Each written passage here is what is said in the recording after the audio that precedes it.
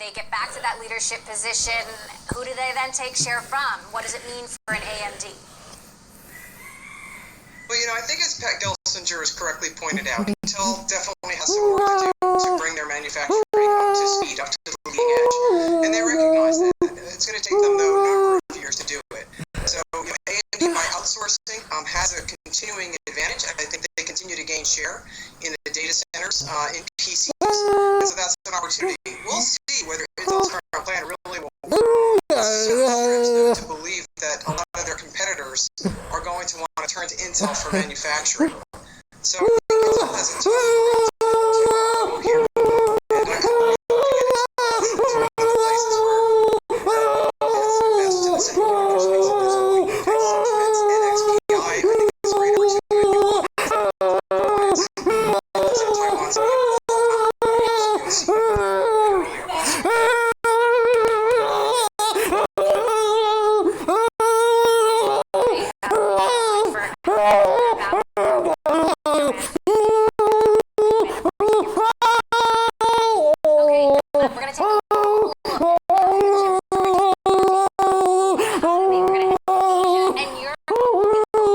Taiwan's in this crisis.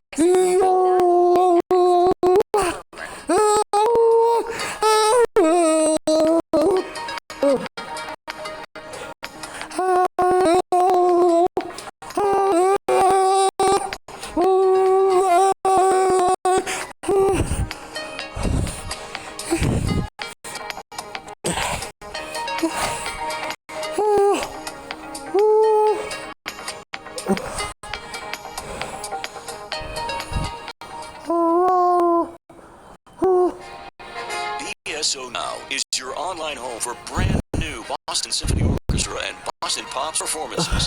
Discover new releases each week that include behind-the-scenes storytelling, conductors including music director Andres Nelson's, jazz composers and musicians, plus critically acclaimed archival concerts and more. Visit bso.org/now where the music plays on. BSO season sponsored by Bank of America.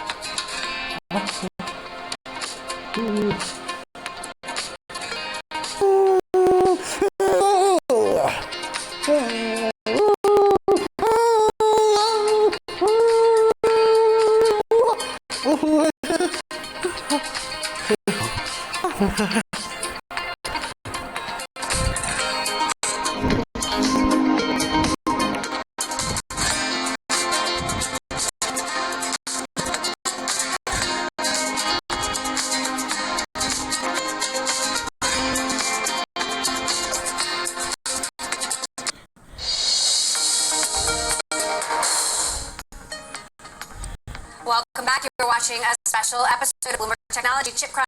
I'm Emily Chang in San Francisco. Well, from cars to home appliances to smartphones, a global chip shortage is having a ripple effect through supply chains and crunching company margins. Bloomberg's Ed Ludlow reports. Semiconductors, or chips, are essential components in things we use every day. Made from the material that gave Silicon Valley its name, and they handle everything from artificial intelligence processing to simple functions like translating the press of a button into an electronic signal. Think of them as the brain of a device. So what happened? When the pandemic shut down car factories in March, automakers expected less orders for passenger vehicles, so in turn cut their orders to chips. At the same time, working from home and 5G drove demand for laptops, smartphones, cloud services and data centers. So those industries increased their orders for semiconductors. That caused chip makers to switch production to those areas rather than pile up chips they couldn't sell. But what both car and computer companies didn't expect was a quick rebound in demand for their products. So here lies the problem. There's now not enough supply to meet demand, and building chip factories takes years and costs billions of dollars. The answer in the near term is nothing can be done in a grand way that can reduce supply. Supply expansion takes time, takes addition of new factories, addition of new capacity. How bad could it get? Chip shortages are expected to wipe out $61 billion of sales for automakers alone. And big chip makers like Qualcomm, NXP and Infineon say the auto industry isn't the only sector to get hurt. Games console makers say things get worse before they get better, potentially impacting holiday sales. President Biden has signed an executive order to look into why the US is so reliant on overseas chip manufacturers like Taiwan's TSMC and South Korea's Samsung. Just the NVIDIA, all of these companies have factories of their own. So have become extremely reliant on TSMC. Before supply meets up with demand? Well, it's a guessing game, but some analysts say we won't see signs of turn around until the second half of the year. Ed Ludlow, Bloomberg News.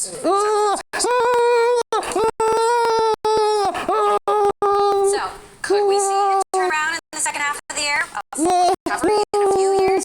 The outlook on that is for sure the demand for semiconductors around the world is by the shortage is on being mild while they wait for that one thing, chips. Chip prevents you from manufacturing automobile or shipping a computer. What I'm seeing and talking to both the suppliers but also customers is it's a cycle that's going to go into next calendar year. The home is everything now, and people want all this digital capability in the home, which means the demand for